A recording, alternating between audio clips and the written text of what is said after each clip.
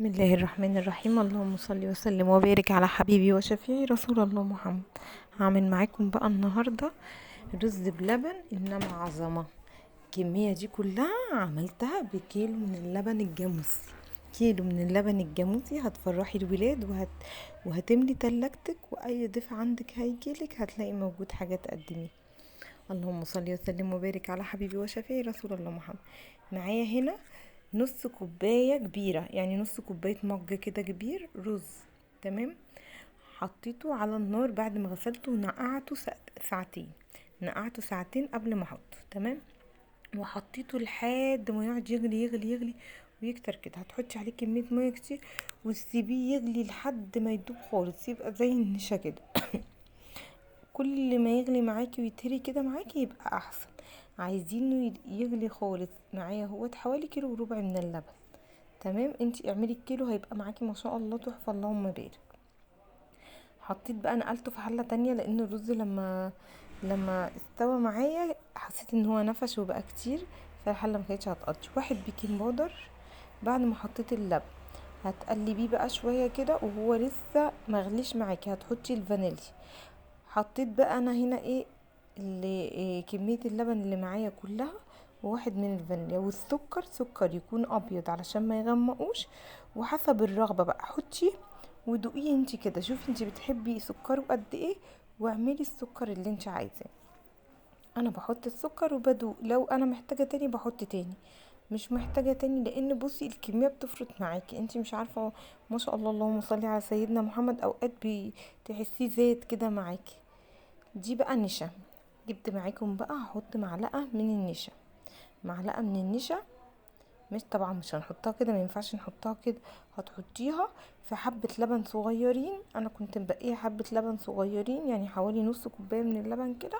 هتحطيها وتدوبيه فيه وتقلبيه كويس جدا النشا. وبعد ما تقلبيه كويس جدا حطيها هنحطها على اللبن. كل ده قبل ما يغلي معايا. تمام. في الاول خالص النشا دوبتها في اللبن وحطيتها. ممكن لو حطيتي اللبن كله مفيش مشكله، دوبيها في شويه ميه. انا ما بحطش اللبن الا لما الميه تنشف خالص وكله يبقى رز، ورز يبقى اتهرى من الميه. عشان لو انت حطيتي اللبن من الاول اللبن هيتبخر معاكي وهتلاقيه الرز شرب ومش هتلاقي لبن. لازم تحطي الميه تغلي كويس جدا وهتاكلي بقى اطعم رز. صدقيني عمرك ما هتدوقي الرز بالجمال ده. حبة بقى شوية لبن جاموسي بقى حلو، يكون بيعمل قشطة حلو ووش حلو، مع كوباية صغيرة من الرز. انا حاطة حوالي يعني اكتر من نص كوباية مج كده، مج كبير. ماشي. كوباية صغيرة من الرز تتغسل وتتنقع ساعتين. وبعد ما تتغسل وتتنقع ساعتين هتحطيها في مية وتغلي خالص، تقعد تستوي معاكي لمدة ساعة مثلا، وزودي المية وتستوي لحد ما يتهري الرز خالص. بعد ما يتهري الرز خالص وتحسي ان هو استوي بتضيفي له اللبن. وبعد ما بتضيفي اللبن هنحط كيس من الفانيليا والسكر حسب الرغبة. بعد ما نحط السكر حسب الرغبة اقعدي زودي السكر.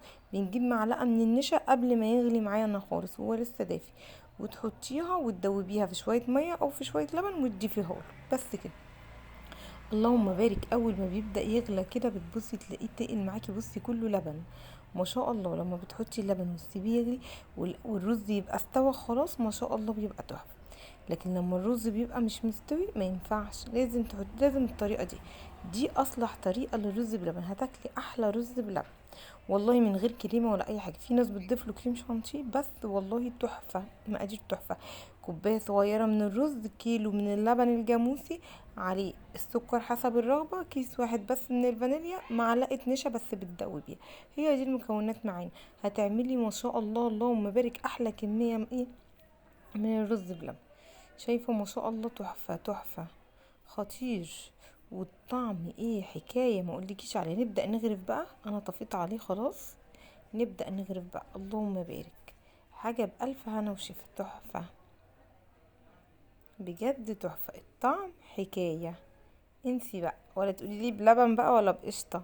احلى لبن. هنعمل منه رز بلبن. اللبن لما بيبقى حلو ووشه حلو ولبن جاموسي حلو بيطلع اللبن، بيطلع رز بلبن اللهم بارك في حتة تانية. انا بحب المغرفة الصغننة دي كده عندي، بغرف بيها على قد الطبق بتبقى جميلة تحفة ما شاء الله، مقادير بسيطة وسهلة، وهنعمل حاجة حلوة النهاردة جميلة. ما تنسينيش في لايك وشير لو عجبك. لو اول مرة تعمليه وعملتيه بالطريقة دي هيعجبك جدا جدا، اعمليه وجربيه بجد مش هتندمي. وما تنسيش تدعيلي في الكومنتات وقوليلي ايه رأيك، طعمه حلو ولا؟ بصي كله لبن ما شاء الله، كله لبن.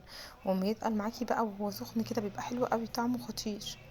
بالهنا والشفا، حلو قوي، اعمليه وجربيه. وما تنسينيش بقى في كومنت ولايك حلو كده من عندك. وما تنسيش تشتركي معايا في القناة، فضلا وليس امر. يا رب يعجبكم محتوايا، ويا رب تكونوا بتستفيدوا منه ولو شيء بسيط جدا. شكرا كتير.